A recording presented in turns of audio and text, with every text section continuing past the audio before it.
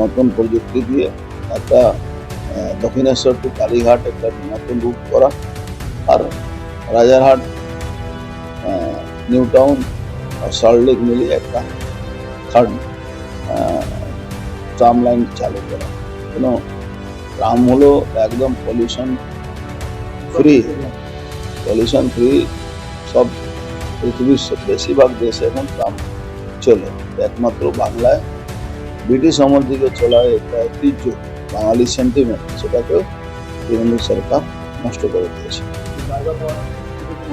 কিসের জায়গা রয়েছে? যেখানে চলতো সেখানে দোকানদার মানুষের একটা তো সবসময় সেন্টিমেন্ট চলতো, এখানে চলতে দেওয়া হয়।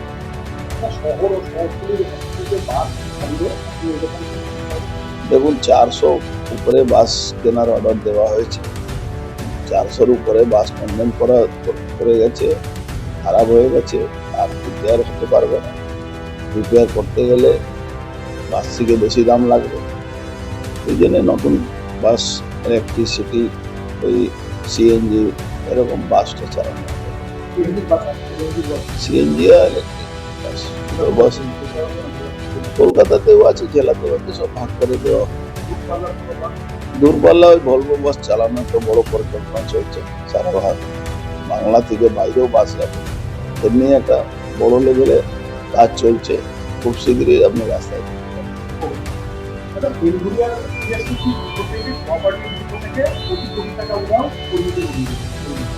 নতুন কোনো কথা না। বাংলায় বেশিরভাগ কোঅপারেটিভকে শেষ করে দিয়েছে। বাংলায় বেশিরভাগ মেজরি ইনকোয়ারি করা দরকার আছে।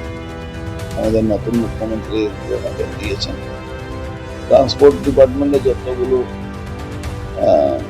আপনার ডিপো আছে, যেখানে পেট্রোল ডিজেল পাওয়া যায়, সেই পাম্প থেকেও চুরি হতো, টায়ার চুরি হতো, পার্টস চুরি হয়ে যেত।